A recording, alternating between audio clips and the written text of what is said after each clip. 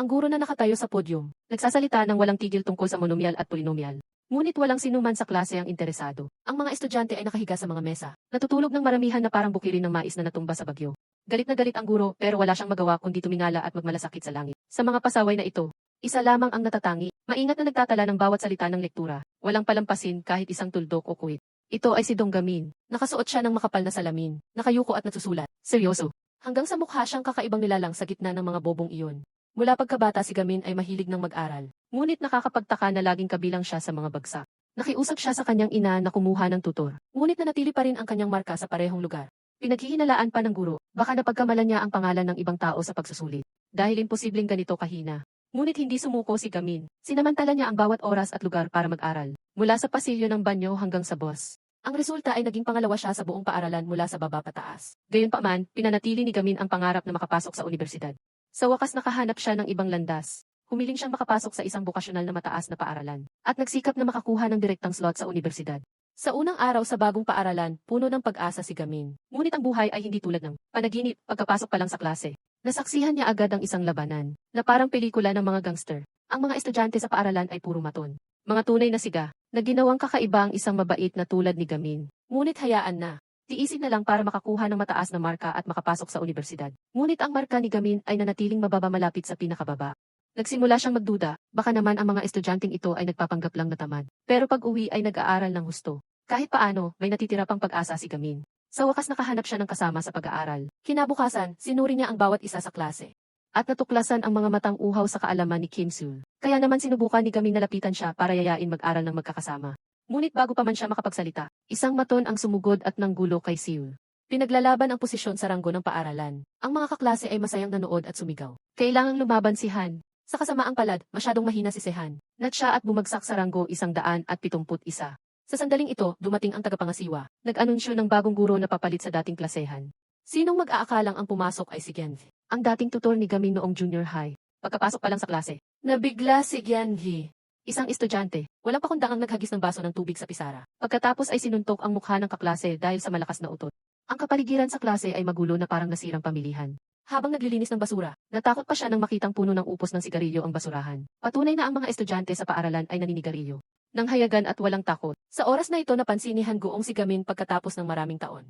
Huminging paumanhin siya ng may guilt, dahil 3 taon na ang nakaraan bigla siyang tumigil sa pagtuturo. Nang walang abiso, hindi naman naitago ni Gamin ang pag-aalala. Dahil ang dating guro, nakatagal lamang ng 1 buwan, bago tuluyang umalis, ngunit hindi na tinagsihan Goong sa hamon. Samantala, hindi pa rin sumuko si Gamin sa planong mapasunod si Sihan, upang maging custody group. Sinundan niya ng lihim si Sihan papuntang aklatan. Akala niya mag-aaral ito doon. Ngunit natagpuan niya si Sihan na mahimbing na natutulog. Hindi nadala si Gamin, humiga siya sa tabi at bumulong ng pang-aakit. Kahit inanyayahan pa siyang kumain ng candy para maging magkaibigan. Ngunit hindi pinansin ni Sihan. Sa wakas, naistorbo si Sihan sa tulog dahil kay Gamin. Kaya napilitan siyang magturo kay Gamin. Halimbawa, kung ang isang cake ay hinati sa 3 pantay na bahagi, ang bawat bahagi ay may halagang 0.333. Ngayon kung pagsasamahin ang orihinal na cake, magkakaroon tayo ng 0.333 katumbas equals 0.siyam tulad nito. Hindi ba't ang 0.siyam ay katumbas ng 1? Nanlaki ang mga mata ni Gamin. Sandali, paano naman ang natirang cake sa kutsilyo? Paano iyon? Sinabi ni Sihan na kahit tanga siya ay may ganang magtanong pa. Kaya naging hindi sinasadya o sinadyaman. Si Sihan ang naging unang guro ni Gamin sa kakaibang paaralang ito. Agad na nagulat si Han Goong sa vice principal tungkol sa paninigarilyo ng mga estudyante sa paaralan. Ngunit kalmado lang ang sagot nito. Linisin mo ang mga basurahan. Ako nga naninigarilyo ng 45 taon at hindi pa rin makatigil. Hindi pa doon natapos. Binigyang diin pa ng vice principal kay Han Goong. Kung gusto niyang maging permanenteng empleyado, mas mabuting huwag siyang sumuway sa mga nakatataas. Samantala, binuklat ni Seul ang math notebook ni Gamin. Ngunit nang makita ang laman nito, nabigla siya. Puro salita lamang, parang sanaysay kaysa sa math problem. Napailing si Sihan at sinabing, talagang tanga ka nga. Tinanong ni Sihan sa kuryosidad, pero bakit gustong-gusto mong maging magaling sa pag-aaral? Sinabi ni Gamin na si Sihan ay masipag ding mag-aral tulad niya. Ngunit agad itong itinanggi ni Sihan. Ngunit maingat na napansin ni Gamin. Ang buhok na gupit na sapat lang upang takpan ang mata. Ang gitnang daliri na may kalyo dahil sa sobrang pagsusulat, ang liig na bahagyang nakayuko dahil sa ugali ng pag-aaral. At pinakamahalaga, ang mga matang puno ng talino ng isang tunay na bookworm. Masayang hinikayat ni Gamin si Seul na magtayo ng study group. Ngunit hindi inaasahan na tatanggihan siya ng diretsyo. Hindi ka lang tanga, sobrang tanga ka pa. Sa paaralang ito, paano ka pa makapag-aaral ng mahusay? Kung malaman ito ni Bai Han Ui, lagot kayong dalawa. Si Bai Han Ui, ang pangalang kinatatakutan ng buong paaralan. Siya ang anak ng pinuno ng sindikato na si John Bag. Isang kilalang malupit. Siya ang gumawa ng ranggo ng lakas na pinaglalabanan ng lahat ng estudyante sa paaralan. Dito, ang tanging mahalaga ay ang lakas, at ang pag-aaral ay isang malayong pangarap lamang. Ngunit hindi ito alintana ni Gamin. Kinuha niya ang isang resulta ng pagsusulit, na pagsusulit ni Seul na napulot niya ng hindi sinasadya. Lumalabas na si Seul, ang palihim na magaling, ay pangalawa sa buong paaralan. Agad siyang hinikayat. Kaya nga dapat tayong magtayo ng grupo sa pag-aaral, at sabay na makapasok sa universidad. Ngunit ang reaksyon ni Seul ay lampas sa inaasahan. Ang sagot niya ay hindi kailanman hinintay ni Gamin. At iyon ang simula ng kanilang kakaibang paglalakbay. Bigla siyang tumahimik, namumula ang mga mata, at biglang pinunit ang papel na hawak, walang sinabi kahit isang salita. Bumalik si Sehan at iniwan si Gamin. Naupo ng tulala, hindi alam kung ano ang nangyari. Ngayong araw, si Bai Han-ui ay binigyan ng prestihiyosong scholarship dahil sa pinakamahusay na record sa pag-aaral sa paaralan. Ang buong bulwagan ay napuno ng walang tigil na palakpakan. Ngunit sa gitna ng masayang karamihan, si Seul lamang ang tahimik na nakayuko. May mabigat na ekspresyon sa mukha. Pagkapasok pa lang sa banyo, agad hinadlangan si Sehan ni Lee Han-u at ng gulo. Walang binigay na pagkakataon para makalaban. Hinila niya si Sehan sa walang tao na praktikal na lugar. Binugbog niya ito ng husto. Ngunit kahit sunod-sunod ang mga suntok, si Sehan ay ginudgud lang ang ngipin at tiniis. Walang laban kahit isang beses. Sa parehong oras, si Han Goong ay nililinis ang basurahan. Aksidenteng nakita ang pangyayari. Natakot, mabilis siyang tumakbo upang humingi ng tulong sa mga guro. Ngunit nagkunwari lang silang hindi narinig. Hinigpitan niya ang kamao, handang sumugod. Ngunit biglang dumating si Gamin. Hayaan mo akong sagipin ang custody group ko, sabi niya habang sinusuot ang maskara ni Hansi. Kinuha ang pamatay-apoy at sumugod sa mga maton. Nilipol ang buong praktikal na lugar. Sa gitna ng kaguluhan, binuhat ni Gamin si Sihan sa balikat at tumakas. Ngunit imbes na magpasalamat, nagmalaki si Sihan sa kanya. Natulungan mo lang ako. Ngayon lang, babalikan nila ako ulit. Makakatakas ba ako habang buhay? Gusto ko ring mag-aral pero mas mahalaga ang mabuhay. Pagkasabi nito, bumalik si Sihan at umalis. Ngunit hindi pa siya nakakalayo nang harangin siya ni Hun-u. Hawak nito ang isang pamalo at malamig na nagtanong. Nasaan ang nakamaskara kanina? Kahit masakit pa rin ang buong katawan. Matigas pa rin si Sihan na hindi nagsabi. Nagalit si Hun-u at binugbog siya ng todo. Biglang may sumugod. At sinipa ng malakas hanggang sa nabali ang pamalo sa harap nila. Lahat ay si Gamin. Kahit bobo siya sa pag-aaral. Mayroon siyang nakakatakot na lakas ng katawan. Mula grade 3, nagsanay siya araw-araw. Dahil narinig niyang ang malusog na katawan, ay magpapalakas ng matalinong isip, kaya hindi nakapagtaka na sa isang mahinang hampas lang. Natumba si Hun-u at nawala ng malay. Nabigla si Sihan sa nakakatakot na kakayahan ni Gamin. Ngunit tumanggi pa rin siyang sumali sa study group. Malamig niyang sinabi, kahit ikaw natatakot din na makilala nila. Kaya ka nagsuot ng maskara, di ba? Sabi nito at dahan-dahang umuwi si Sihan.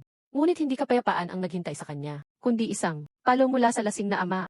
Huwag kang mangarap makapasok sa universidad. Matapos mag-aral, magiging manggagawa ka rin tulad ko. Matuto ka ng bukasyon. Inudgod ni Sihan ang ngipin. Sinunod niya ang ama. Pumili siyang pumasok sa bukasyonal na paaralan para matuto ng welding. Ngunit hindi pa rin nasiyahan ang ama. Nawalan ng gana, naglakad-lakad siya at naupo ng tulala. Ang mata ay napadpad sa lumang math notebook. Nabalak niyang ibenta. Sa basurahan, kasabay nito si Gamin ay nakaupo ring tulala. Hindi ito ang unang beses na tinanggihan siya. Sa paghahanap ng custody group, noong junior high, sinubukan niyang sumali sa maraming grupo. Ngunit palagi siyang tinanggihan. May nagsabi pang masasakit. Kaysa sumali sa grupo, magpakamatay ka na lang mas mabilis. Kahit sinasabi ng nanay na okay lang kahit mahina siya. Nalungkot pa rin si Gamin hanggang sa maiyak. Kinabukasan, dumating si Han Goong sa paaralan. At agad napansin ang mga estudyanteng nagkukumpulan. Kinuha ang mga bariles para manigarilyo. Biglang dumating ang tagapangasiwa. Pinapapatay ang sigarilyo ng mga estudyante. Akala mo may malasakit. Ngunit, ang pakailang niya ay alisin ang mga bariles. Dahil darating ang inspeksyon. Habang nahihirapan si Han Goong sa mga bariles, isang gwapong estudyante ang lumapit upang tumulong. Siya si Park Gonju. Sinabi ni Park Gonju, hindi ba mas maganda kung makita ng inspeksyon ang mga bariles na ito? Ngunit umiling si Han Goong. Kahit paano, paaralan ko ito, hindi ko maaaring pabayaan. Sinabi niya kay Gonju na mauna na sa klase habang siya ang tatapos sa paglilinis. Sa ibang sulok, aksidenteng natagpuan ni Gamin ang isang notebook. Sa loob ng kanyang desk, binuklat niya ito at nabigla. Ito ang math notes ni Siu. Sinabi niyang itatapon niya ito. Ngunit ang nerd na iyon, ay lihim na inihanda ang notebook na ito para kay Gamin. Biglang hinampas ni Hun-u ang ulo ni Gamin gamit ang upuan. Gusto nitong maghiganti. Dahil nalaman niyang siya ang nakamaskara kahapon. Nanlaki ang mata ni Sehan. Nang makitang kinuha ni Hun-u ang kanyang notebook. Ngunit bago siya makagalaw, galit na galit si Gamin at sumugod para agawin ito. Samantala sa ibang sulok, ang inspektor ay naglilibot para mag-inspeksyon. Nang makita si Han Goong na nahihirapan sa bariles, bigla siyang nagduda. Parang nakita na niya siya dati. Ngunit sinabi lang ng vice principal. Bagong kontratadong guro lang siya. Biglang may narinig na basag ng salamin. Natakot si Han Goong at mabilis tumakbo sa klase. Balik sa ilang minuto bago, si Hun-u ay hinahamon si Gamin. May pakiramdam ng katarungan si Sihan at ayaw iwan ang kaibigan. Ngunit tiwala si Gamin na, kaya ko ito. Biglang sinindihan ni Hun-woo ang notebook.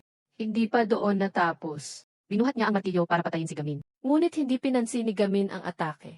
Nakatutok lang ang mata sa mahalagang notebook na nasusunog. Ang mga estudyante ay nanood ng takang-taka. Hindi nila inakalang ganito kalakas si Gamin. Tinabig niya si Hun-woo sa isang hampas lang at sumugod upang iligtas ang notebook. Ngunit huli na, nasunog na ito, galit na galit si Gamin. Sinuntok niya ng malakas. Tinamaan ng martilyo na lumipad sa bintana at sinuntok si Hun-woo hanggang natumba. Ngunit hindi sumuko si Hun-woo. Kinuha niya ang nasusunog na bag at hinagis kay Gamin. Ngunit hindi inaasahan, sinipa ng malakas ang bag pabalik. Tumama ito sa dibdib ni Hun-woo. Natumba siya ng paurong at nawala ng malay. Hindi lang doon natapos. Ginising pa ni Gamin si Hun-woo. Hindi para saktan ulit kundi para pilitin itong magsorry. Matapos maging disente si Sihan bago muling patulugin. Natulala si Sihan nang makita si Gamin na seryoso. Sa notebook hanggang sa mabaliw, tahimik niyang kinuha ang nasunog na notebook. Itinapon ito sa basurahan at sinabing, pumapayag na akong mag-study group. Parang nanalo sa loto si Gamin. Ngunit bago pa siya makasaya, biglang sumugod si Han Goong sa klase ng nagpanik. Mabilis na kinuha ang pamatay apoy at sinabuyan ang mga abo na umuusok pa. Bago pa man makapagtanong kung ano ang nangyayari, dumating ang inspektor. Sa harap niya ay isang classroom na parang larangan ng digmaan. Magulo ang mga upuan at mesa. May mga bakas ng sunog sa paligid. At lalo na ang isang lalaking estudyante na nakahandusay sa sahig. Sa salang pambubugbog at panununog. Agad dinala si Gamin sa opisina para makipag-usap. Lihim na pumasok si Sihan sa silid at inilagay ang salamin sa mesa ni Gamin.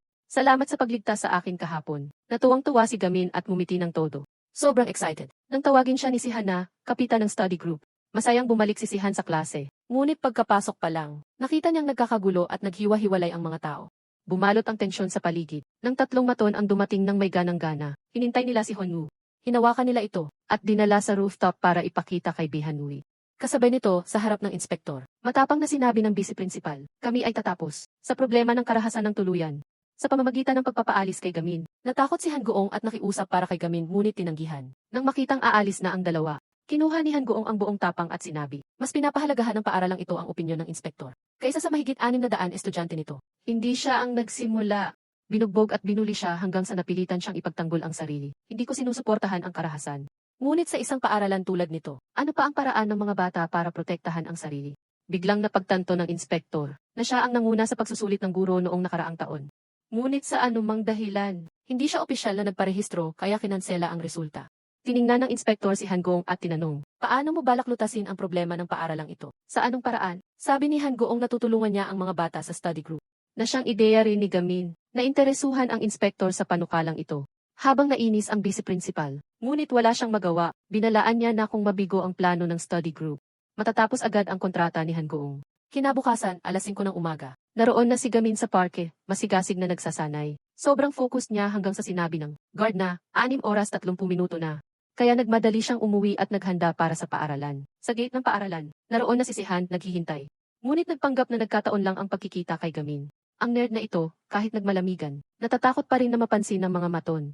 Sa klase, inihayag ni Han Goong na sa loob ng 2 linggo. Kailangan nilang makahanap ng 5 miyembro para opisyal na maituring ang study group. Bilang isang club, nagreklamo si Sihan na, sa paaralang ito, paano makakahanap ng 3 pang gustong mag-aral? Ngunit sinabi ni Han Goong, kung susubukan ninyo, walang imposible. Kaya nagsimula si Gamin at Siul sa kampanya para mag-recruit ng miyembro sa pamamagitan ng pagdidikit ng mga anunsyo. Nang makita ang mga estudyanteng nagtitipon, natuwa si Gamin. Kahit nag-alala pa siya, paano kung sobrang dami ang mag-sign up? Ngunit nang may unang lumapit, excited si Gamin. Akala niya makakasama niya ang isang katulad niyang gustong matuto. Ngunit hiniling lang nitong payuhan siya sa love problems. Bagong bigo sa simula ng recruitment, biglang may lalaking estudyante na pumasok at nagtanong. Sino si Jung Gami? Natuwang-tuwa si Gamin sa pag-aakalang may gustong sumali sa study group. Ngunit ito pala ang pangatlo sa ranggo ng labanan ng grade 1-0. Dumating siya para hamunin si Gamin. Nakarinig ng chismis na sobrang lakas nito, na parang may apoy ang paa. Desidido siyang talunin si Gamin. Pagkakita pa lang, sumugod na siya sa atake. Ngunit hindi alam ni Gamin. Patuloy siyang naghahanap ng registration form, at aksidenteng naiwasan ang lahat ng suntok ng hindi kapanipaniwala. Ang mga nanonood ay napanganga, habang ang kalaban ay lalong nagpanik sa bawat hampas. Sa isang malas na sandali, aksidenteng natamaan siya ni Gamin sa ilong at natumba. Nang makitang nakahandusay ito, si Gamin ay tulala pa rin. Hindi alam kung ano ang nangyari. Matapos ang malalegendary na laban, nagsimulang magchismisan ang mga kaklase. Bawat isa nagdagdag ng kwento. Narinig nila na si Gamin, hinila ang pangatlong rank sa library. At binugbog ng husto. Hindi lang iyon, kinuha raw niya ang paso ng halaman at binasag sa ulo nito. Teka, may library ba sa paaralan natin? Kinabukasan, wala pa ring sumali kay Gamin sa study group. Napagdesisyonan niyang hindi na maghintay, kailangang maghanap ng aktibo. Ngunit naglagay siya ng mahigpit na pamantayan, na ang kandidato ay dapat may matang uhaw sa kaalaman. Ang mga tsismoso pa rin ay nagtataka kung bakit si Gamin binugbog ang tao sa library at hindi sa rooftop. Siguro gusto niyang marinig ang mga daing ng kalaban. Parang surround sound, mukhang mabait pero sobrang kakaiba. Sa mismong sandaling iyon, biglang dumating si Gamin. Lahat sila natigilan at nanginginig sa takot. Natatakot mapilitang sumali sa study group. Nang lumapit si Gamin, parang nagyelo ang lahat. Sinuri niya ng mabuti, walang nakita na may matang gustong matuto kaya umalis siyang bigo. Pagkaalis niya, ang mga tsismoso ay huminga ng maluwag na parang nakaligtas sa sakuna. Saan man pumunta si Gamin, iniiwasan siya ng mga tao tulad ng plagi. Nang malungkot na siya, aksidenteng nabangga niya si Park Gonjo, kaibigan ni Sihan noong junior high, na nag-aral sa Amerika mula grade 7. Nang marinig yun, excited si Gamin at inimbitahan siyang sumali sa study group. Ngunit malamig na tinanong ni Gonjo, hindi ka ba natatakot na masaktan ang mga nasa paligid mo? Samantala, nag-aalala si Han Goong. Dahil ilang araw nang hindi dumadating si Hun-woo sa klase, pinuntahan niya ito sa bahay. Sarado ang pinto at walang sumasagot. Nagtaka si Han kung bakit kailangang mag-study group. Pwede namang pumunta sa tutorial center o mag-online learning.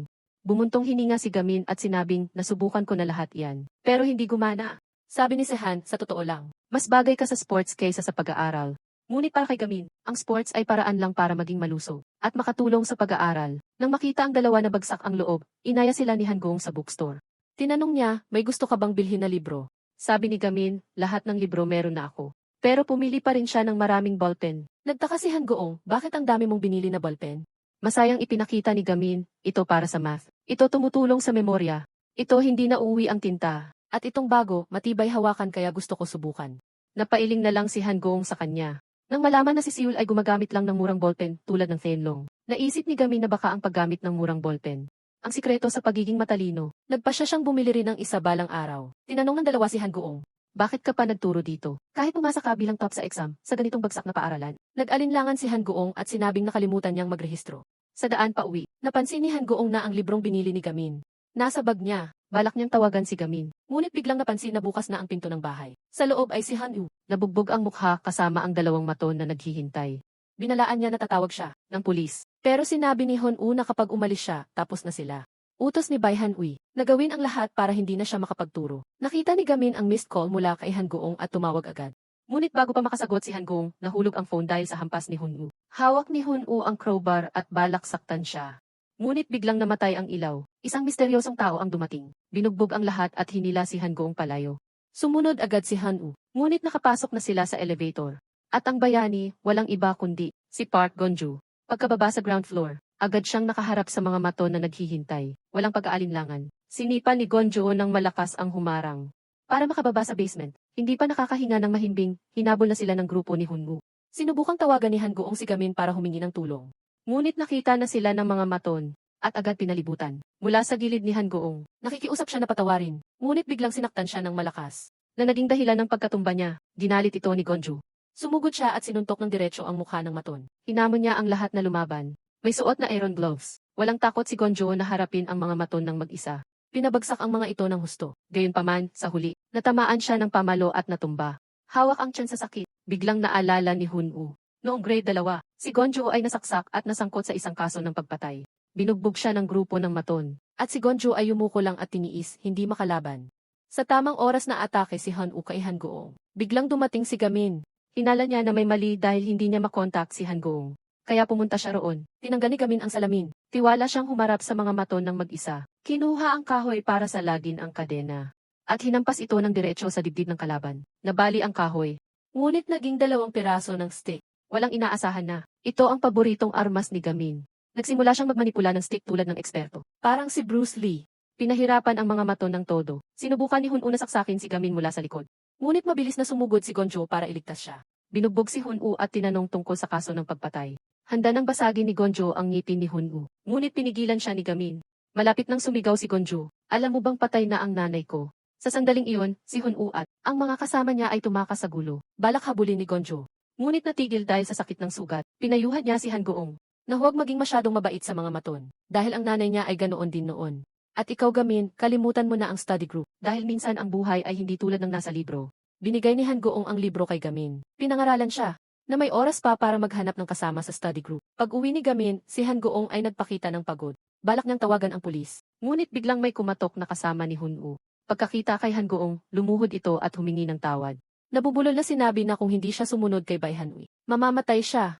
Pumayag si Han Goong na patawarin, pero sa kondisyon, nasasagot ito sa mahahalagang tanong. Samantala, malapit nang matapos ang deadline ng study group, ngunit wala pa ring sumasali. Kinakabahan si Gamin at paulit-ulit na tiningnan ang phone. Si Seol naman ay bumuntong hininga sa pagkabigo. Biglang may mensaheng dumating na nagsasabing, "Gusto kong sumali sa grupo." Agad silang natuwa at tumakbo sa meeting point. Ngunit pagdating doon, nagdalawang isip si Gamin na buksan ang pinto. Mahinang sinabi ni Sehan, Lee Jae-ho ang pangalan niya, at itinulak si Gamin papasok. Ngunit pagkapasok, napansin ni Gamin na ito ay klase ng mga babae. Lahat ng babae ay napatingin sa kanya. Nahiya siya ng sobra, hanggang hindi niya alam kung saan itatago ang mukha. Natayo lang siya sa gitna ng silid. Pinagmasdan ng mga babae na parang kakaibang nilalang. Nahiyang tumakbo si Gamin palabas. Habang nag-uusap sila ni Sehan, narinig nila ang pangalang Lee Jae-ho na tinawag. Lihim silang sumilip sa klase. Nabigla sila nang makita na si Lee Jae-ho ay kambal na kapatid ni Lee Hon-yu. Totoo nga, magkapatid sila. Sa iisang paaralan, siguradong magulo. Sa parehong oras, isang babaeng maton ang nanggulo kay Lee Jae-ho dahil matigas ang ulo niya at hindi sumunod. Hindi pa natapos, galit na galit ang babae. Nang makitang lihim na nagplano si Jae-ho para sa exam, balak siyang sampalin ni Mihe dahil sa mataray na tingin. Ngunit mabilis na pinigilan ito ni Jae-ho. Kaya sumugod si Mihe at binugbog si Jae-ho ng sunod-sunod. At dinuraan pa ng chewing gum. Ang plano ng grupo, biglang may daliring humablot sa gum. Walang iba kundi si Gamin. Titig na titig siya sa plano ng pag-aaral. Parang natagpuan ang kayamanan. Ngunit bago pa makasaya, lumitaw si Kim Gujin, ang leader ng Maton sa grade 11. Galit na tinanong ng Maton, "Ano ang connection mo kay Lee Jae-ho, Gamin?" Na sinasabi niyang, kanya raw na girlfriend. Namutla si Sihan at agad hinila si Gamin palayo. Sa totoo, hindi talaga kilala ni Gujin si Jae-ho. Gusto niya lang kontrolin at pilitin siyang sumunod. Nang tumanggi si Jae-ho, galit na hiniling ni Gujin na magmalambing siya o sasaktan. Galit na galit siya at handa nang umatake. Ngunit isang chewing gum ang tumama sa mukha niya, at ang may gawa ay si Gamin. Nakilala ni Gujin na si Gamin ang tumalo kay Hun-woo. Kaya gusto niya itong tapusin. Ngunit nang akmang susugod para ibuwal si Gamin, dumating ang tagapangasiwa at tinawag siya. Kailangang sumunod si Gujin at bitawan pansamantala si Gamin. "Gusto mo bang mag-aral ng mahimbing? Bakit ka pa nakipag-away sa kapitan ng Red Star Team? Kapag kinakalaban mo siya, habang buhay kang magkakaproblema." Sa sandaling iyon, dumating si Jae-ho at inamin na siya ang nagparehistro kay Jae-ho sa study group. Lumabas na si Mihe, ang babaeng maton kanina, ay nahumaling kay Gujin. Ngunit nang ipahayag niya ang feelings, sinabi ng kaibigan ni Mihe na mukhang tanga si Gujin. Narinig ito ni Jae-ho at napatawa, nabuga pa ang tubig. Na nagpagalit kay Mihe at ginawang target si Jae-ho. Salamat kay Jae-ho na pinrotektahan siya. Nakaligtas siya sa bugbog. Hindi nagtagal, may nangyaring problema. Ninakawan si Hun-woo ng mamahaling gamit. Habang nagde-deliver, sa sobrang desperasyon, nangutang siya kay Gujin. Agad pumayag si Gujin. Pero sa kondisyon na si Hun-woo ay magnakaw ng pera sa vending machine. Pagkatapos, ginamit ni Gujin ang video ng pagnanakaw para takutin si Jae-ho. Galit si Jae-ho sa kapatid dahil nakisalamuha sa Maton. Ngunit hindi rin niya kayang makita si Hun-woo sa kulungan. Sa mga oras na iyon, lilipat na ng paaralan si Jae-ho. Dahil inilipat ang trabaho ng kanyang ama. Bago umalis, gusto niyang tulungan si Jae-ho. Kaya hiniling kina si Han at Gamin na burahin ang video. Nang makitang nag-aalangan ang dalawa, gumamit si Jae-ho ng Poppy Eyes. Agad na pasang-ayon si Sehan, ang tanga-tanga. Ngunit ang pinakamalaking problema ay paano kukunin ang USB sa opisina ng Red Star Team. Ipinaliwanag ni Sehan kay Gamin na wala sa ulap. May lihim na batas ang paaralang ito. Ang Red Star Team ang mga hari. Mga tunay na maton sila, kinikilala ng paaralan, na sila ang humahawak sa ibang maton para panatilihin ang kaayusan. Pero sa totoo, parang mafia rin sila. Isang misteryosong Oitsgu ang nakatago sa opisina ng Red Star Team. 2 miyembro ng Red Star ang naging kuryoso. Kaya gusto nilang tingnan ang laman. Ngunit nahuli sila ni Kim Gujin sa akto. Binugbog sila ng husto. Pero sa kalagitnaan ng laban, sinabi ni Gujin, "Sige, tingnan nyo ng mahimbing. I-upload ko pa rin sa YouTube D." Lumabas na ang USB ay may video na maaaring makapagpakulong kay Hun-woo, na magdudulot ng pagkasira kay Jae-ho, at mahuhulog siya sa kamay ni Gujin. At ang perang pinahiram, hindi galing kay Gujin kundi kay Bai Hanui. Hindi nila alam na sa mga oras na iyon, nagtatago si Gamin sa kabinet, at narinig ang lahat. Sinasadya niyang kumatok ng mahina sa kabinet. Lumapit ang mga Red Star sa pagkakakuryoso. Ngunit pagkabukas, sumulpot si Gamin tulad ng mabangis na hayop. Binagsak ang dalawang kasama sa isang iglap. Nang makita siyang nakatitig sa VST, naunawaan agad ni Gujin ang sitwasyon. Walang salitang sinugod siya ni Gamin. Ngunit ang malas, si Gujin ay eksperto sa judo. Paulit-ulit na ibinuwal si Gamin sa sahig. Pero teka, nagpapanggap lang siyang natalo. Nang makuha ang USB, biglang counter-attack si Gamin. Isang malakas na sipa ang nagpabuwal kay Gujin. Balak ni Gujin gumamit ng kanyang wrestling move. Ngunit hinarang ito ni Gamin gamit ang paa. Pagkatapos, sinuntok niya ng malakas sa ulo. Nang akmang tatakas, 3 iba pang kasama ni Gujin ang humarang sa pinto. Sa labas, nataranta sina Sehan at Jae-ho. Pinag-isipan ni Sehan kung paano tutulungan ang kaibigan. Kaya nagpanggap siyang nakipag-away kay Jae-ho para mapilitan ng Red Star Team na umawat at bigyan ng pagkakataon si Gamin. Ngunit ang malas, hindi marunong magmura si Jae-ho. Sa tamang oras, dumating si Jaiho. Sa loob, si Gamin ay hinaharap ang tatlong malalaking kalaban. Hindi natitinag, binugbog niya sila ng todo. Ang dalawang natalo kanina ay nagising na rin. Lahat sila sumugod para pigilan si Gamin. Isang kasama ang hinablot ang USB mula sa kamay niya. Pinilit ni Gamin na hindi bitawan. Ngunit nakopy na ni Gujin ang clip sa computer at sinimulang i-upload sa YouTube. Inamin ni Jaiho ang lahat kay Jaiho. Ngunit sinabi ni Jaiho, dapat tinapos ko na silang lahat noon pa. Pagkasabi, sumugod siya sa opisina ng Red Star. Sa parehong oras, nakawala si Gamin. Sinira niya ang pinto, hawak ang buong computer. Magulo ang mga kable. Balak niyang basagin ito para burahin ang clip. Ngunit nadapa siya. Ang computer ay lumipad at dumiretso sa paanan ni Sihan. Agad sumugod si Gamin para harangin ang Red Star team. At sinabi kay Sihan na dalhin ang computer. Kinuha ni Sihan ang computer at tumakbo. Sinundan siya ng buong Red Star team. Nagsimula ang sobrang intense na habulan. Tumakbo ng mabilis si Sihan, ngunit napilitan siyang umakyat sa rooftop. Lumapit si Gujin at sinabing, narito ang computer, talunan ka na. Mamuhay ka ng naaayon sa natalo. Bakit ka pa lumaban ng ganito? Itinapon ni Sihan ang computer pababa. Galit na galit si Gujin at balak bugbugin si Sihan. Ngunit biglang sumugod si Jaiho at ibinuwal si Gujin sa sahig. Sinubukan niyang tumayo. Ngunit hindi siya binigyan ni Jaiho ng pagkakataon. Agad siyang sinuntok ng malakas. Sinabi ng matapang na babae, lumayo ka sa magkapatid ko. Tinawagan ni Han Goong ang isang guro tungkol kay Bihan Uy. Ngunit sinabi ng guro na iwasan niya si Bihan Uy. Kung hindi, lagot ka talaga. Hinarap ni Han Goong si Bihan Uy ng diretso. Walang takot na tinanong kung nasaan si Hun Woo. Kalmado si Bihan Uy, siguro nagtatago siya sa utang-i. Binalaan niya si Han Goong na huwag makialam. Ngunit alam na ni Han Goong ang katotohanan. Na si Bihan Uy ang nagplano ng pagnanakaw kay Hun Woo. At nagmalasakit na nagpahiram ng pera. Para gawing piyon si Hun Woo sa kanyang kamay. Hiniling ni Han Goong na palayain si Hun Woo. Ngunit sinabi ni Han Uy na wala nang pag-asa ang batang iyon. Kung tumigil siya sa pag-aaral, hayaan mo na. Matatag na sinabi ni Han Goong, walang dapat iwanan. Ngunit pumiti lang si Han Uy, malapit mo nang maranasan ang pagkabigo. Kinuha ng tagapangasiwa si Gamin sa kamay at hinila. Biglang napansin niyang nahulog ang EXD. Natakot siya at sinabi kay Jaiho na kunin ito. Ngunit naunahan ito ni Maihe. Nakita ni Jaiho na. Masayang dinala ni Maihe ang USB kay Gujin. Gusto niyang pigilan pero natakot siyang magsalita. Biglang sumagi sa isip niya ang kawawang si Jaiho. Kaya sumigaw si Jaiho, hoy, bruhang iyan. Pagkatapos magmalasakit, napagtanto niyang nadula siya. Sumigaw si Mahi at sumugod. Sumigaw rin si Jaiho ng malakas. Pikit mata na sinugod at itinulak si Mahi sa sahig. At mabilis na kinuha ang EXD. Nasaksihan ito ni Jaiho nang hindi sinasadya. Parang estudyante ka na talaga ng bokasyonal na paaralan, Jaiho. Sa tamang oras, dumating si Hun Woo. Galit na galit siyang naglakad patungo kay Gujin. Lumabas na nakipagkita si Bihan Uy kay Hun Woo at inihayag ang katotohanan. Na si Gujin ang nagnakaw ng gamit niya. Hindi lang iyon. Kinunan pa niya ito ng video para takutin ang magkapatid. Binigyan siya ni Bihan Uy ng kutsilyo para maghiganti. Sa galit, hinugot ni Hun Woo ang kutsilyo at sumugod kay Gujin. Ngunit natigilan si Hun Woo. Si Han Goong ang natamaan ng saksak. Sumugod siya para salagin ang saksak kay Gujin. Natumba si Han Goong. Ngunit manaed pa rin ang tingin kay Hun Woo, huwag kang sumukod. Pagkasabi, nahandusay siya. Ilang araw bago ito, nalaman ni Han Goong ang kwento ng magkapatid na Hun Woo. Ulila sila sa magulang. Mula pagkabata, nagtutulungan silang mabuhay.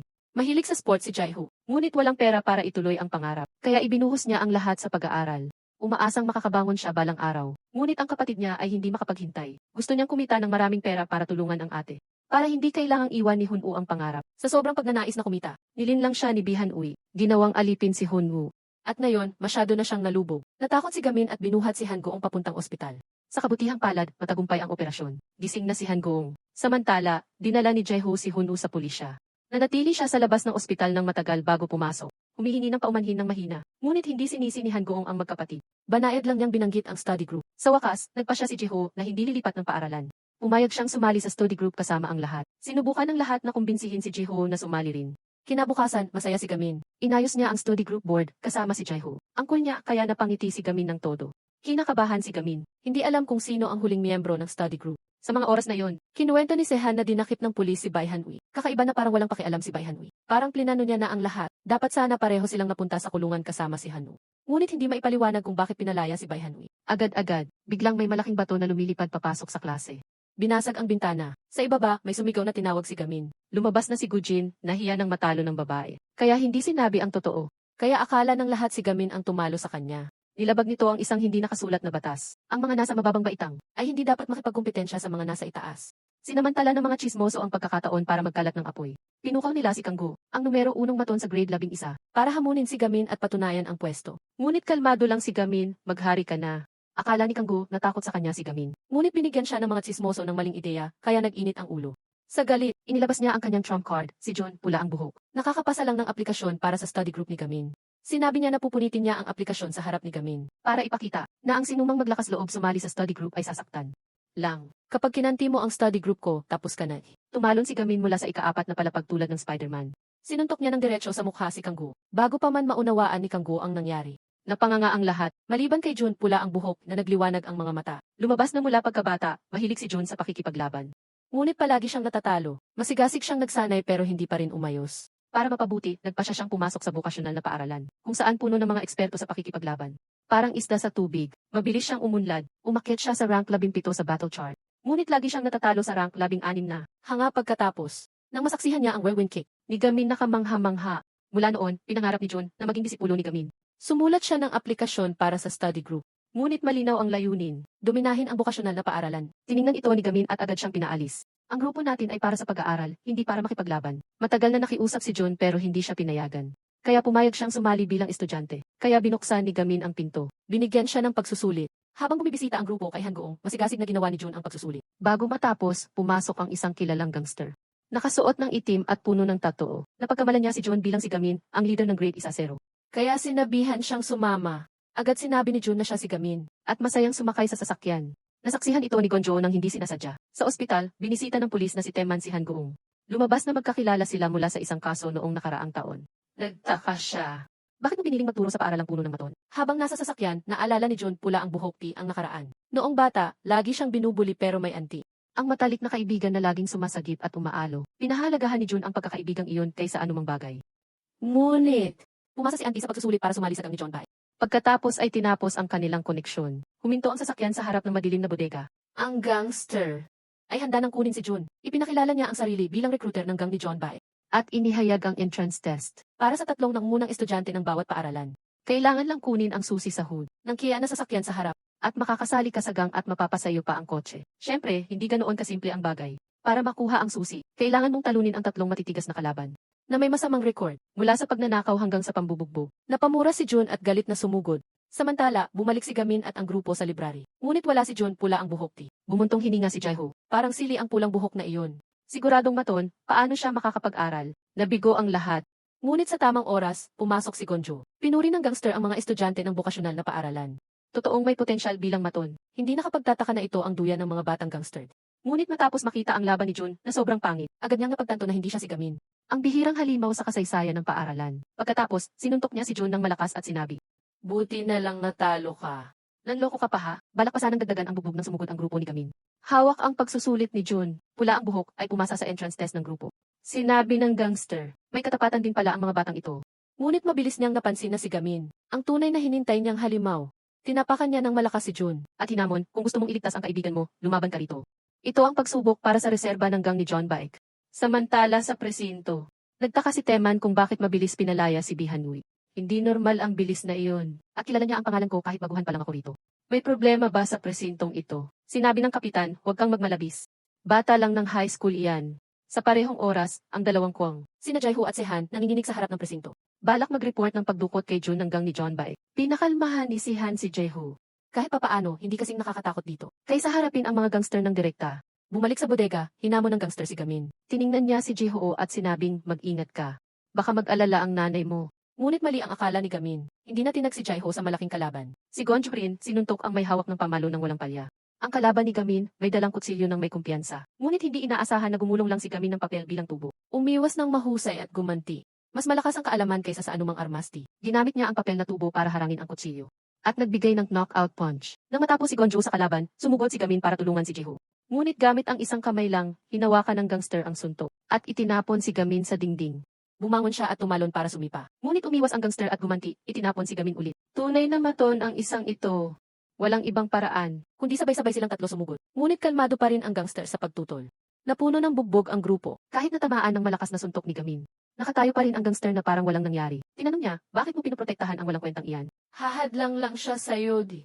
Hindi niya alam na may nakatagong teknik pa si Gamin. Isang galaw na ipinagbabawal ng kanyang guro sa martial arts.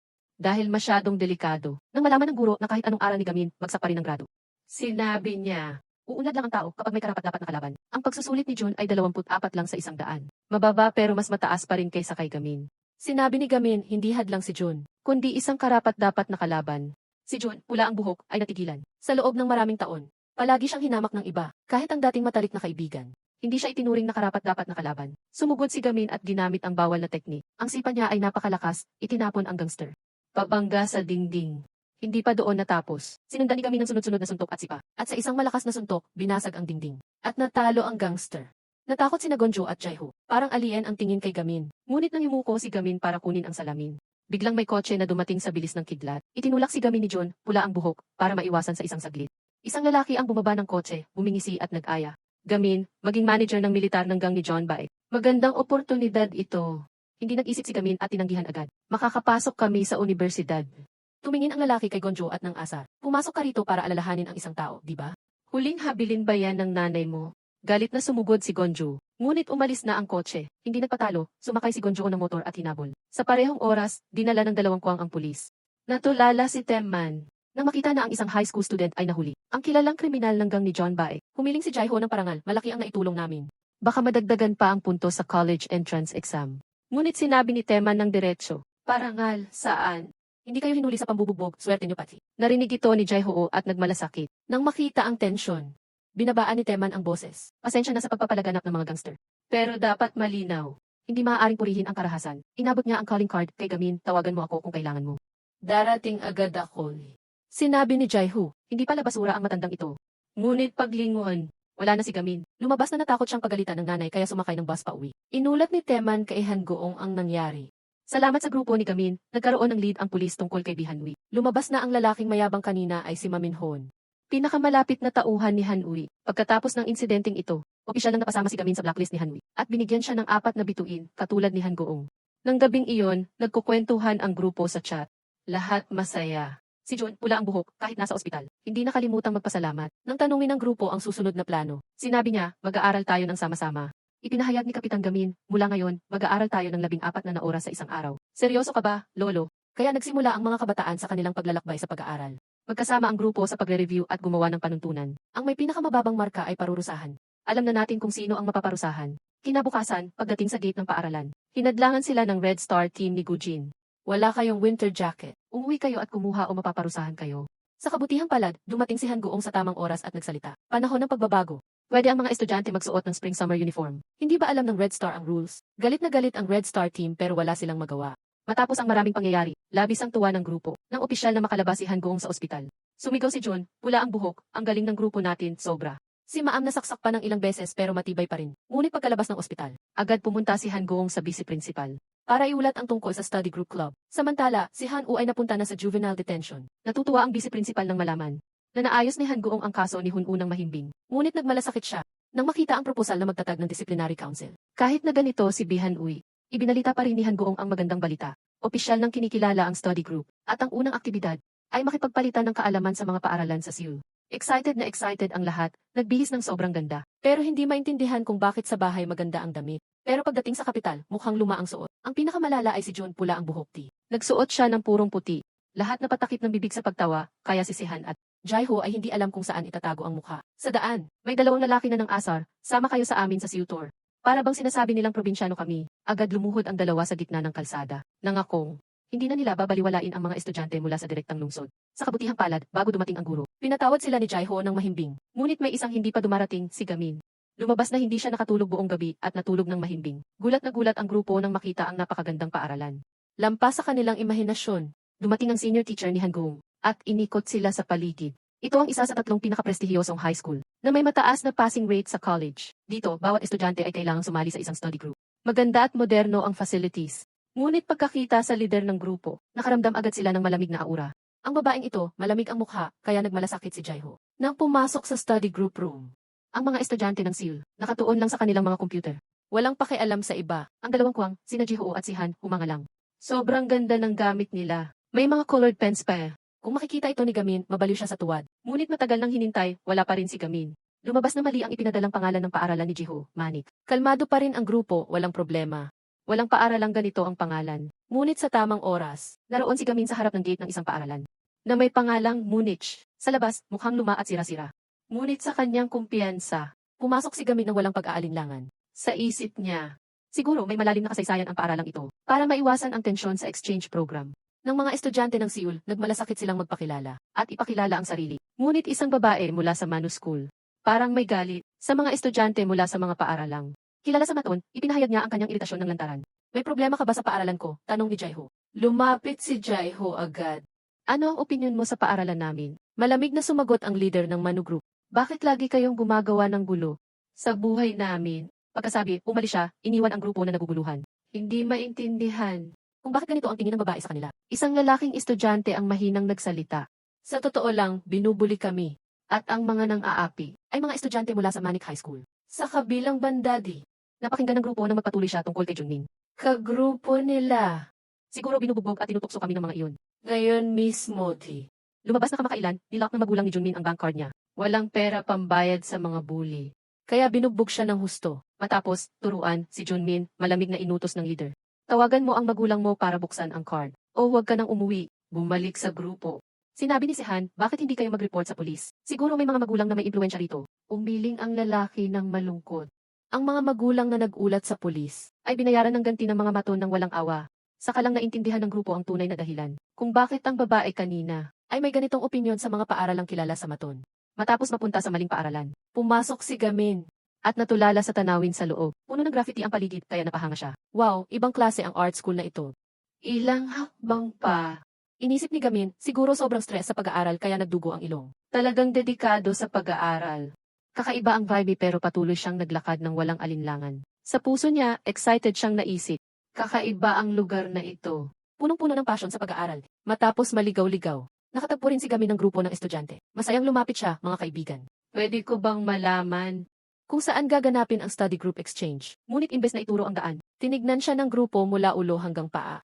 Na may pagdududa sa mga mata, isang Maton ang nagtanong, saan ka galing? Walang alinlangang sumagot si Gamin, galing ako sa bokasyonal na paaralan. Na nagpaalala sa kanya ng pangalang bokasyonal na paaralan. Hindi basta-basta sa mundo ng mga estudyante. Ito ang base ni Behan Uy. Kasama ang kanyang mga tauhan. Doon nagsimula ang gulo. Sa lugar na yon, nanatalo ang maraming kilalang paaralan ng mga Maton sa paligid.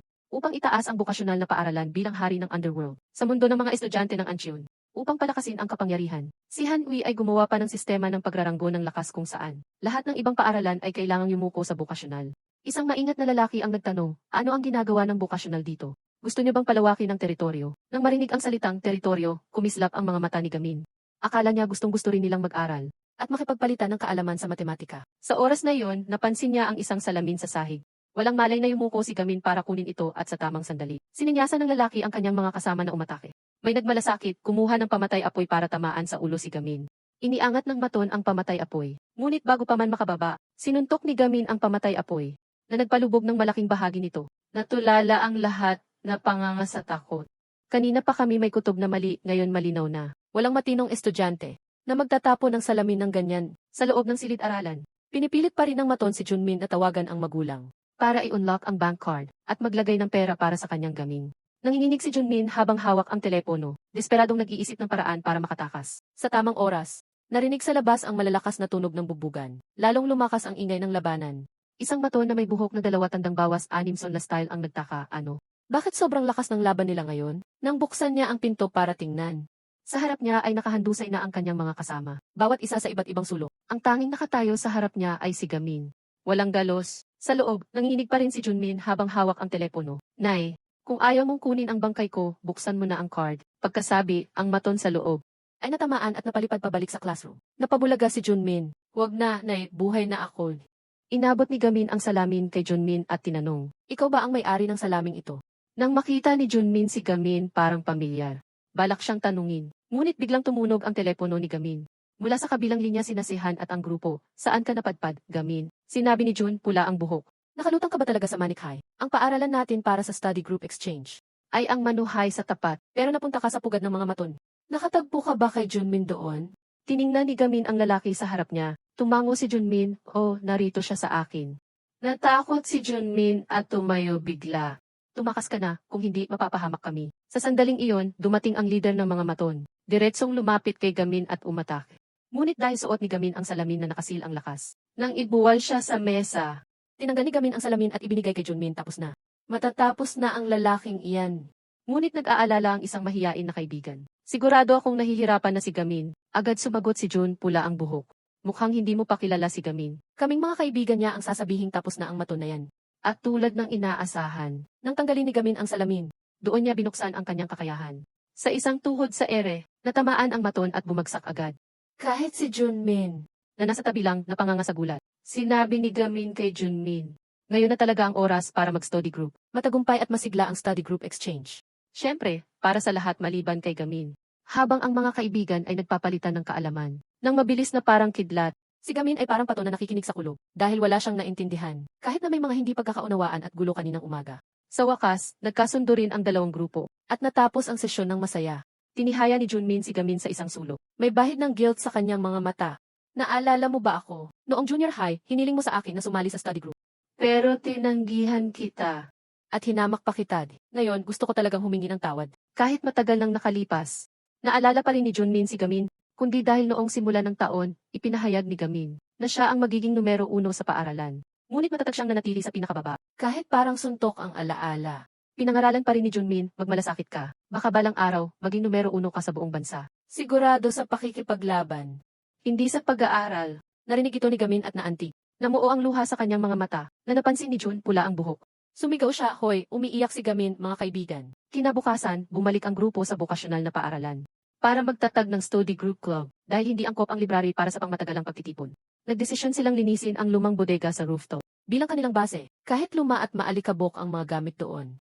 Lahat ay masigasig na nagtulungan. Handang gawing perpektong lugar para sa pag-aaral. Samantala, pumunta si Han Goong sa opisina ng guro. Hiniling na magbukas ng disciplinary council para harapin ang leader ng paaralan, si Han Hui, na sa tingin niya ay kailangang alisin. Para maging mas maayos ang paaralan. Gayunpaman, hindi niya alam kung gaano kalakas ang puwersa sa likod ni Han Hui. Malamig na tiningnan siya ng guro sa opisina. At pinayuhan, mas mabuti kung alam mo ang lugar mo. Para maiwasan ang problema, ano ang magagawa mo para ibagsak si Han Hui? Hindi ko nakikita na posible iyan. Pagkasabi, itinapon niya ang reklamo sa basurahan. Sa study group room. Habang abala ang grupo sa paglilinis, biglang pumasok ang isang maton. Tinignan ang paligid at ngumisi. Ano to, nililinis niyo para sa amin maglaro ng droga? Salamat ha. Balak sumugod ni Jaiho para turuan siya ng leksyon. Ngunit pinigilan siya ng mga kaibigan, hindi dahil sa takot. Kundi dahil ang maton na ito ay nangunguna sa grade 1-0 sa akademiko. Si Gamin ay huminahon lang dahil sa paggalang sa mga kaibigan. Kung gusto niya, nakahandusay na ang maton. Habang mayabang ang maton sa grupo, pumasok si Han Gong. Parang may misyon na ilantad ang katotohanan. Agad nagbago ang ugali ng maton. Natakot at nagmalasakit. Nang makita ang guro, magalang na sinabi, matuto kayong mabuti mga kaibigan. Magmalasakit kayo at umalis agad. Nakita ito ni Gamin at nagdesisyong talunin siya. Ngunit hindi sa pamamagitan ng suntok kundi sa pamamagitan ng marka. Kung siya ang nangunguna sa grade 1-0 sa akademiko. Magmamalasakit ako para malampasan siya. Pagkatapos, inilista ni Han Goong ang mga marka ng bawat isa. At ipinahayag kung magpapatuloy kayo sa dating paraan ng pag-aaral. Hindi kayo umunlad, pero kung susundin niyo ang pamamaraan ko, makakakuha kayo ng mas mataas na marka di. Ang dahilan kung bakit determinado siyang tulungan ang grupo ay dahil dati. Sa opisina ng guro, narinig ni Jun, pula ang buhok, na nagbigay ng kondisyon ang guro sa opisina. Kung hindi makaakyat ng 1-0 ranggo ang grupo ni Gamin, magkakaproblema si Han Goong. Nagtaka si Jaiho, teka, kung kailangang umakyat ng 1-0 ranggo. Kailangan bang umakyat si Sehan mula rank 2 patungong rank 1 sa tamang oras? Tinawagan si Sehan ng kanyang ama. Pagkatapos ng klase, dapat nasa construction site ka na. Natulala si Sehan. Naalala niya noong bata pa siya, isa siyang matalinong estudyante. Palaging excited na ipakita ang mataas na marka sa magulang. Pero hindi sila kailanman nagmalasakit. Ang nanay ay adik sa sugal. Ang tatay palaging lasing at lagi silang nagtatalo. Ang mga alaala na iyon ang nagpabigo kay Sehan ng paunti-unti. At unti-unting lumayo sa pamilya habang nalulunod sa kalungkutan ng nakaraan. Nakasalubong ni Sehan si Jaiho sa daan pa uwi. Lumapit siya agad. Dito ka rin dumadaan, sabay tayo. Sa daan. Ipinahayag ni Jaiho ang kanyang pasasalamat. Dahil noong nakaraan, sinamahan siya ni Sehan laban sa mga maton. Ngunit mapagkumbabang sumagot si Sehan. Wala naman akong nagawa, si Gamin ang may gawa ng lahat. Sinabi ni Jaiho, masyado kang mahiyain. Noong kinuha mo ang laptop ng Red Star para sirain. Ang cool mo kaya. Alam ko cool din si Gamin, pero sa tingin ko mas cool ka pa. Masayang nag-uusap ang dalawa, nang biglang makasalubong ang maton, mula kaninang umaga. Bago pa makareact si Sehan, hinila na siya ng isa. Hinawakan siya ng mahigpit habang ang isa ay binubugbog sa noo hanggang dumugo. Hindi rin nakaligtas si Jaiho nang salakayin ng babaeng dating ng api. Kay Jaiho, nakita ni Sehan na binubugbog si Jaiho. Hindi na nakatiis si Sehan. Ginalaw niya ang katawan para lumaban. Ngunit limitado ang kanyang lakas. Pagkatapos sabihin, natamaan siya ng suntok at natumba. Nilait pa siya ng maton. Isa kang talunan. Nabubuhay lang sa anino ni Gamin. Tumingin siya sa mga kasama at inutos. Kayo na bahala rito. Ako na ang magdadala kay Jaiho para mag-enjoy. Sa sandaling iyon, may biglang kamay na lumitaw. Binigyan ng mahinang bugbog. At ang maton mula grade 1-0 ay lumipad sa dingding. Sa harap ng gulat ng lahat, hinamon ng maton si Gamin. Gusto mong makipaglaban sa akin, ha? Sumagot si Gamin, hindi naman, gusto ko lang maglaro. Ng rock, paper, scissors. Hinawakan ng maton ang kamao ni Gamin. Binigyan siya ni Gamin ng malakas na bugbog sa noo. Natumba ang maton ng walang laban. Natakot ang mga kasama niya. Kinuha ang telepono para kunan ng litrato. Kinuha ni Gamin ang telepono at binura ang mga larawan. Nahihiya akong mapicture. Kung malaman ng lahat kung gaano ako kagwapo. Maraming babae ang magkakagusto. Pagkatapos, tumakas ang mga maton. Tumakbo si Gamin kay Sihan. At sinabi, tinawag nila tayong mga talunan. Pero tingnan mo kung sino ang nanalo. Ngunit parang hindi ito nakita ni Sihan. Naalala niya pa rin ang panlalait kanina. Na isa lang siyang tagasunod. Nabubuhay sa anino ni Gamin. Tahimik siyang tumalikod at umalis. Inwan si Gamin at Jaiho. Pagdating sa bahay, binugbog ulit si Sihan ng kanyang ama. Nasaktan dahil hindi siya pumunta sa construction site tulad ng utos. Hindi na nakatiis si Sihan. Sa unang pagkakataon, sinagot niya ang ama. Ang galit na naipon sa loob ng matagal na panahon ay sumabog. Kinuha ni Sihan ang kanyang gamit at nagdesisyong umalis. Nang makalabas ng pinto, naroon na si Gamin. Puntahan mo ang bahay ko. Sinabi niya na parang nahulaan niya ang mangyayari. Tiningnan ni Sihan si Gamin ng may pag-aalinlangan. Parang hindi pinapayagan ng kanyang pride na umasa sa iba. Pagkatapos, tumalikod siya at umalis. Ngunit hindi pa siya nakakalayo. Nakasalubong niya ang maton mula kanina. Para maiwasan ang bugbog, lumiko siya sa ibang daan. Ngunit naghihintay na ang maton. Nang itaas nito ang kamay para umatake. Biglang tumunog ang telepono ni Sihan. Sinabi ng maton, sagutin mo, tumatawag ang tatay mo. Tinignan ni Sihan ang paligid. Yumuko para umiwas sa unang suntok. At sunod-sunod na naiwasan ang mga sumunod na atake. Na nagpagulat sa maton. Nagtaka siya, akala niya binuksan ni Sihan ang fighting skills. Ngunit sa totoo, nasa kabilang gusali si Gamin. Ginagabayan si Sihan sa telepono. Tinuturuan siya kung paano gumalaw. Maayos ang lahat. Hanggang sa maubos ang baterya ng telepono ni Gamin. Walang gabay, agad nabugbog si Sihan. Natakot si Gamin at mabilis tumakbo sa kaibigan. Sa puntong ito, hindi na rin makatiis si Sihan. Bakit palagi akong binubuli? Sumabog ang galit. Itinaas niya ang ulo at sumigaw ng malakas. Aksidenteng natamaan ang mukha ng maton. Napakalakas ng impact na natumba ang maton at nawalan ng malay. Natulala si Sihan sa nangyari. Itinas ang kamay para magdiwang. Nanalo ako. Ngunit hindi nagtagal ang saya. Nang makauwi, naroon na ang nanay ni Gamin sa pintuan. Natakot ang dalawa. Bago pa makapaliwanag, malamig na nagsalita ang nanay. Bukas, lilipat ka ng paaralan. Sa kwarto, tumingin si Gamin kay Sihan. Kapag wala na ako rito, tulungan mo ang grupo sa study group ha. Naisip ni Sihan na nagbibiro siya. Ngunit pumuntong hininga si Gamin, seryoso ang nanay ko. Bukas, lilipat na talaga ako ng paaralan. Pagkatapos sabihin, pumasok ang nanay ni Gamin. Binigyan siya ng listahan ng mga paaralan. At sinabi, pumili ka at sabihin mo sa akin. Hinatid niya si Sihan sa labas. At nagpaalam ng mahimbing. Habang si Gamin ay nanatiling nag-iisip. Kinabukasan sa bokasyonal na paaralan. Labis ang excitement ng grupo. Naghintay kung saang paaralan lilipat si Gamin. Ngunit may biglang naalala. Teka, napakababa ng marka ni Gamin. Siguro walang paaralang tatanggap sa kanya. Natuwang-tuwa si Jaiho. Sa unang pagkakataon sa buhay ko, natuwa ako. Dahil mahina sa pag-aaral si Gamin. Kung narinig ito ni Gamin, baka masaktan siya habang buhay. Ngunit bago pa man makapagmalasakit ng matagal, sinabi ng nanay ni Gamin, kung walang paaralang tatanggap dito. Maghanda ka na para lumipat sa Siuni. Nabigla ng todo ang grupo. Agad hinikayat ang nanay ni Gamin. Biglang nagkaroon ng magandang ideya si John, pula ang buhok. Paano kung tumalon ako mula sa ikatlong palapag? At sasaluhin niyo ako. Maawa ang nanay ni Gamin at payagan siyang manatili. Suko na ako sa lalaking ito, kalimutan mo na. Habang abala ang lahat sa pagpaplano, biglang, may lalaking mahaba ang buhok na may sidebangs na kumuha ng sigarilyo at sinindihan. Natakot ang lahat. Kung makita ito ng nanay ni Gamin, mawawalan na siya ng pag-asa. Kaya binugbog agad ang lalaking may sidebangs. Kadalasan okay lang. Pero ngayon, tiisin mo ang suntok, kaibigan. Kahit sinubukang linisin ang ebidensya, parang tumutubo ang sigarilyo mula sa lupa. Nakakalat ang upo sa paligid. Malamig na sinabi ng nanay ni Gamin. Ginamit ng grupo ang kanilang huling paraan. Nakiusap si John, pula ang buhok. Tita, hayaan mo po si Gamin na manatili. Ako po ang kanyang kalaban. Bago pa matapos ang sinabi, hinila siya ni Jaiho. Sumigaw si Jaiho, magaling po akong mag-aral. Tuturuan ko po si Gamin. Kailangan ko ng magandang kapaligiran, hindi ang kanyang marka. Sa kawalan ng paraan, biglang sinabi ni Jaiho ang nakakagulat. Buntis po ako kay Gamin. Natigilan ang lahat parang naging bato. Ngunit sa oras na ito, hindi maaaring umalis si Gamin. Humiling agad ang grupo ng tulong kay Han Goong. Pagdating niya, itinulak siya ng grupo sa unahan ng laban. Ma'am, iligtas mo po si Gamin. Sa sasakyan, napatingin si Gamin sa salamin at nabigla. Nakita niya si Han Goong at ang grupo na. Nagmamaneho na parang sa action movie sa kalsada. Hinahabol siya ng mabilis. Hindi inaasahan na si Han Goong ay eksperto sa pagmamaneho. Patuloy na umiiwas at nagmamaneho sa VF3. na nakabuntot sa likod ng sasakyan ni Gamin. Ngunit bago pa makapagmalasakit, biglang may maton sa motor na sumulpot. Hinadlangan ang sasakyan ni Hangoong. Pinilit siyang magmalasakit ng mabilis. Hindi na nakatiis si Jun, pula ang buhok at sumuka. Hindi pa doon natapos. Sunod-sunod na dumating ang iba pang mga maton. Pinalibutan ang sasakyan ni Hangoong. Tiningnan ng mabuti ni Hangoong. Nalaman na ito ang mga nangunguna sa grade 11, na dating natalo ni Gamin ng isang malakas na suntok. Sa isang critical hit. Ngayon, bumalik sila para maghiganti kay Jun, pula ang buhok. Balak lumabas si Hangoong para pigilan, ngunit hinawakan siya ni Jiho. Hayaan mo kami, ma'am. Kaya sa isang double team move, sumugod sina Jiho at John, pula ang buhok, sa mga maton. Malalakas ang suntok, isa-isang natumba ang mga ito. Ngunit nang akalaing tapos na, biglang tumayo ang nangungunang maton sa grade 11. Hindi kayo makakatakas dito, na nagpaaktibo kay Lee John, pula ang buhok. Sa kanyang ultimate technique, ang dahilan kung bakit kaya niyang labanan ang mga maton ngayon, ay hindi biglaan. Lahat ay salamat kay Gamin. Si Gamin ang nagturo sa kanya kung paano lumaban. Noong una, lumapit si Lee Jun kay Gamin para sa simpleng dahilan. Gusto niyang matuto ng martial arts para makita ulit ang dating kaibigan. At tanungin kung bakit siya iniwan. Ngunit habang nagsasanay, nalaman niya na hindi lang laban ang itinuro ni Gamin, kundi pati ang pagiging matapang, hindi lang sa pisikal kundi sa loob din. Sa proseso ng pag-aaral, ipinasa rin ni Gamin kay Lee Jun.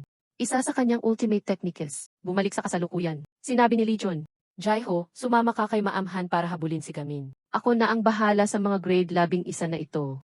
Oras na para subukan ang teknik ni Gamin. Sinabi ni Lee Jun sa sarili habang kumukuha ng mahabang distansya. Itinuloy ang sikat na windbreaking kick na itinuro ni Gamin. Sa isip niya, magiging cool siya tulad ng isang Diyos ng labanan. Ngunit sa realidad, dahil sa sobrang layo ng pagkilos, nang makarating siya, aksidenteng niyakap niya ang baywang ng nangungunang maton. Kaibigan, pwede bang magmalasakit tayo?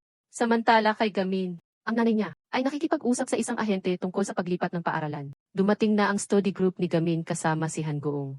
Pumasok ang guro at ipinakilala ang sarili ng may kumpiyansa na ikinabigla ng nanay ni Gamin. Umupo ang grupo sa isang coffee shop habang binabalikan ang mga lumang kwento. Ngunit matatag pa rin ang opinyon ng nanay ni Gamin. Kahit si Hangoong ang kanyang guro, hindi pa rin siya mapalagay na ang anak niya ay nasa isang lugar na puno ng karahasan. Sa puntong ito, nagsalita si Hangoong tungkol sa nakaraan. Itinuro mo sa akin noon na kailangang tumayo laban sa kawalan ng hustisya. Sa libing ng guro na dating gumabay sa kanya, nalaman ni Hangoong na namatay ang guro dahil sa paglaban sa karahasan sa paaralan. Kahit laban sa mga gangster ng bokasyonal na paaralan sa kalaunan. Noon, naisip niyang sumuko. Ngunit ang nanay ni Gamin ang nagmalasakit at nagbigay ng suporta na nakatulong sa kanya na mahanap muli ang determinasyon para sa hustisya. Dahil din doon, kaya paulit-ulit na hiniling ni Hangoong sa guro at base principal na pigilan ang karahasan sa paaralan. Aminado siya na sa lohika. Hindi niya dapat pigilan si Gamin na manatili rito. Pero dito, may mga kaibigan siya. May tumutulong sa kanyang pag-aaral at higit sa lahat, nabago si Gamin sa mas magandang direksyon. Siniguro ni Hangoong na hindi lang si Gamin, kundi ang buong study group niya, ay magiging mga natatanging estudyante. At gagawin niya ang lahat, para gawing malinis ang lugar na ito. Walang karahasan. Ang mga salitang iyon, ay nagpaalala sa nanay ni Gamin ang pag-uusap nila noon ng anak. Tungkol sa pangarap nitong makapasok sa universidad, at sa mga kaibigan sa study group na tumulong sa kanya.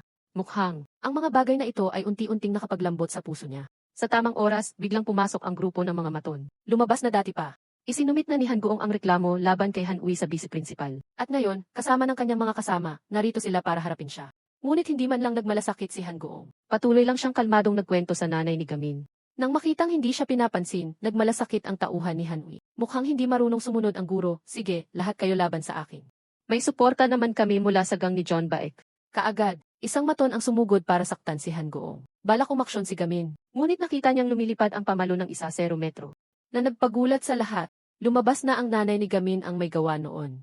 Sa totoo, hindi ordinaryong tao ang nanay ni Gamin. Siya si Jen Yeon, isang miyembro ng Executive Committee ng Korean Taekwondo Association. Ngayon, hindi lang ang mga estudyante, kundi pati ang mga maton ay makikilala kung gaano kabangis ang nanay ni Gamin. Sinong hinawakan mo? Hinawakan mo ang kilalang reyna. Sumali agad si Gamin sa laban. Hindi niya nakalimutan ipakilala ang mga kaibigan, nanay. Ito si Jaiho. Nag-aaral siya ng judo para sa depensa lang, pero mabait talaga siya. At ito si Sehan, alam mo na siguro. Ang masayahing babaeng ito ay si Jaiho. Sa sandaling iyon, narinig ang putok ng baril. Sa kabutihang palad, nasagip ng nanay ni Gamin si Hangoong sa tamang oras. Ngunit siya ang nasugatan, hindi maaaring hayaan itong ganoon lang. Kinabukasan, hinanap agad ni Gamin si Hanui para harapin siya. Ngunit bago makaharap si Hanui, kailangan niyang lampasan ang 3 tauhan nito. Sinabi ng lalaking blonde, umatras kayong lahat. Ako lang mag-isa ang haharap sa kanya. Kung may kinalaman kay Hanui, hindi ko palalagpasin. Kahit sino, ang humawak sa nanay ko, tiyak na mananatili kayong lahat dito. Ang dahilan ng pagpunta ni Gamin dito ay dahil kahapon. Sa ospital, ibinunyag ni Park Gonju na si Han-Uy kasama ang kanyang mga tauhan ang pumunta kay Han-Goong dahil isinumite niya ang reklamo laban sa kanila sa vice-principal. Narinig ito ni Gamin at sinabi, kung ganoon, hindi na natin maaaring palampasin ito. Binigyang diin din ni Gonjo kay Gamin na ang tatlong tauhan ni Han-Uy ay ang kilalang Eron Trio na sikat sa kanilang perpektong koordinasyon. Kaya sa pagkakataong ito, mahihirapan siyang harapin ang tatlo ng sabay. Tulad ng inaasahan, sa simula pa lang ng laban, naapawan na si Gamin. Ito ba ang sikat? Napakahina mo. Ganito kahina, gusto mo pang labanan kaming tatlo. Hindi nila alam na ini-activate ni Gamin ang kanyang flashback skill. Naalala ni Gamin ang sinabi ng kanyang guro na hindi dapat matalo. Ang pangunahing tauhan ay palaging nananalo, parang nagising ang buong katawan niya. Kumislap ang matalim na tingin sa kanyang mga mata. Bumangon si Gamin at doon palang nagsimula ang tunay na laban. Hinamon ni Gamin ang Iron Trio, gusto ko kayong tatlo labanan. Kasi masyado kayong mahinad, kahit paano nag-coordinate ang tatlo sa pag-atake. Si Gamin na may boosted strength ay hindi na nararamdaman ang sakit. Ginamit niya ang kanyang dirty fighting technique na itinuro ng kanyang misteryosong guro bago sumabak sa laban. Unang galaw, tinusok ang mata. Ang susunod, sinuntok sa maselang parte na napasigaw sa sakit. At ang huli, parehong kapalaran ng pangalawa. Matapos matumba ang tatlo, tumalikod si Gamin para umalis. Ngunit sumigaw ang blonde, solo ako, labanan mo ako. Ngunit mali ang hinamon niya. Sa kanyang windbreaking kick, isang suntok lang ang kailangan ni Gamin para patumbahin siya. Mahina ka na nga, may ganito ka pang hangin. Habang hinahabol si Han-Uy, nakita ni Gamin ang isang papel na nahulog sa sahig. Biglang bumalik ang mga alaala sa kanyang isip, mula sa mga pagkakataong binuli ang kanyang mga kaibigan, hanggang sa sandaling nasa ospital ang kanyang nanay. Lahat ng ito ay dahil sa akin. Pero dahil lang ba gusto kong protektahan ang mga kaibigan ko, ay magkakaroon ng ganitong epekto. Hindi, lahat ay kasalanan ni Han-Uy at ng kanyang mga kasama. Kung gusto kong tapusin ito, kailangan kong linisin mula sa mga pinunod. At ang unang dapat matumba ay si Han-Uy.